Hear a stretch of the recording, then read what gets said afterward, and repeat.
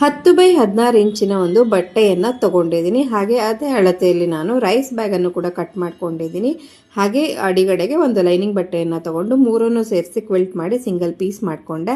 ಅದಾದಮೇಲೆ 2 ಚಿಕ್ಕ ಚಿಕ್ಕ ಪೀಸಸ್ಗಳನ್ನು ತಗೊಂಡಿದ್ದೀನಿ. ಅಳತೆಯಲ್ಲಿ ಸ್ಕ್ರೀನ್ ಮೇಲೆ ಕಾಣ್ತಿದೆ. ಅದಕ್ಕೂ ಕೂಡ ರೈಸ್ ಬ್ಯಾಗು ಮತ್ತು ಲೈನಿಂಗ್ ಬಟ್ಟೆಯನ್ನು ಹಾಕ್ಕೊಂಡು ಕ್ವಿಲ್ಟಿಂಗ್ ಮಾಡಿ 2 ಪೀಸಸ್ ರೆಡಿ ಮಾಡಿಕೊಂಡೆ. ಇವಾಗ ನಾನು ಏನು ಮಾಡ್ತೀನಿ, ಅದರ ತುದಿಗಳನ್ನು ಈ ರೀತಿ ಪೈಪಿಂಗ್ ಮುಖಾಂತರ ಫಿನಿಶ್ ಮಾಡಿಕೊಂಡೆ. ಹಾಗೆ ಮೇನ್ ಬಟ್ಟೆ ಏನು ರೆಡಿ ಮಾಡ್ಕೊಂಡಿದ್ನಲ್ಲ ಅದರ ಸೆಂಟರ್ಗೆ ಮತ್ತು ಇದರ ಸೆಂಟರ್ಗೆ ಮ್ಯಾಚ್ ಮಾಡ್ತಾ ಈ ರೀತಿಯಾಗಿ ಇಟ್ಕೊಂಡು 2 ಕಡೆಗೂ ಸ್ಟಿಚ್ಚನ್ನು ಹಾಕ್ಕೊಳ್ತೀನಿ. ಅದಾದಮೇಲೆ ಉಳಿದಂಥ 2 ಸೈಡ್ಸು ಸ್ಟಿಚ್ಚನ್ನು ಹಾಕ್ಕೊಳ್ತಾ ಇದ್ದೀನಿ. ಹಾಗೆ ನಿಮಗೆ ಇನ್ನೂ ಡೀಟೇಲ್ ಆಗಿ ವಿಡಿಯೋಸ್ ನೋಡಬೇಕು ಅಂತಿದ್ರೆ ನಮ್ಮ ನೂಲು ಕ್ರಿಯೇಷನ್ ಫೇಸ್ಬುಕ್ ಪೇಜ್ ಮತ್ತು ಯೂಟ್ಯೂಬ್ ಚಾನಲನ್ನು ವಿಸಿಟ್ ಮಾಡಿ.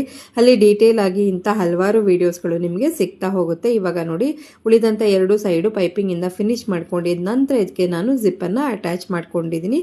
ಈಗ ಒಂದು ಡಿಫ್ರೆಂಟ್ ಡಿಸೈನ್ ಇರುವಂಥ ಬ್ಯೂಟಿಫುಲ್ ಪೌಚು ರೆಡಿ ಆಯಿತು. ವಿಡಿಯೋ ಇಷ್ಟ ಆದರೆ ಲೈಕ್ ಮತ್ತು ಸೇವ್ ಮಾಡ್ಕೊಳ್ಳಿ.